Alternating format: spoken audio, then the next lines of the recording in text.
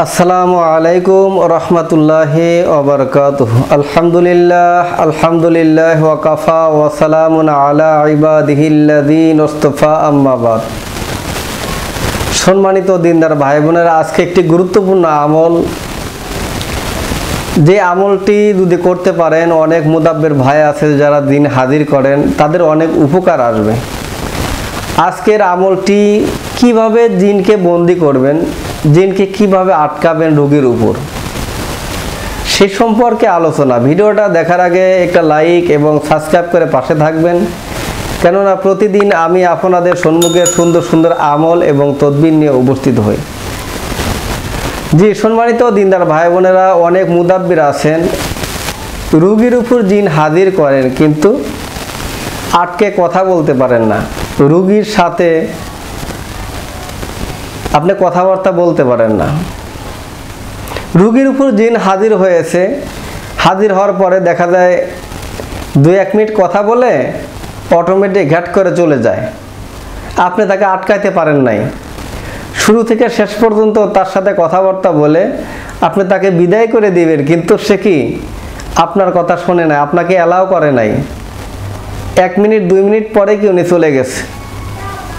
ওই সমস্ত ভাই বেরাদারকে বলছি, যারা মুদাব্বির, যারা জিন হাজির করেন কিন্তু রোগীর উপর জিন আটকাইতে পারেন নাই, বন্দি করতে পারেন নাই, তাদেরকে বলছি আজকের এই গুরুত্বপূর্ণ আমলটি যদি এইভাবে যদি আপনি আমল করেন, তাহলে রোগীর উপর কি জিন হাজির হয়ে বন্দি হয়ে থাকবে।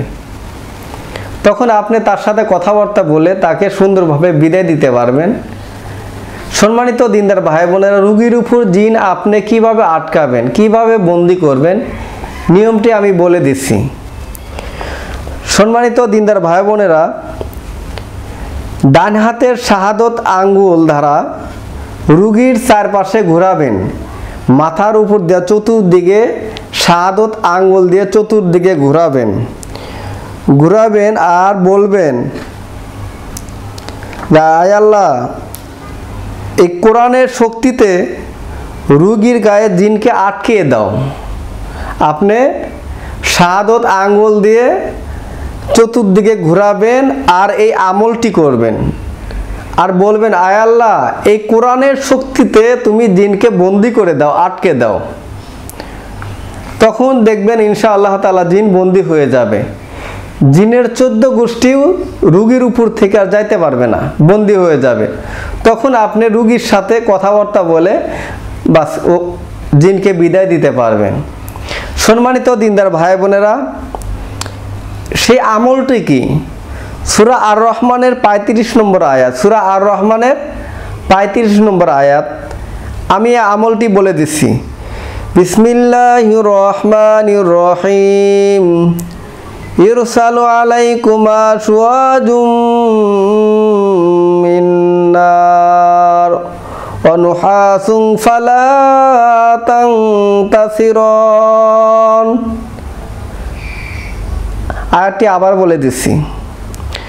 ইরসালু আলাইকুমা শুওয়াজুম মিন নার ওয়া নুহাসুন ফালা তানতাসিরুন। এই আয়াতটি সূরা আর রহমানের 35 নম্বর আয়াত।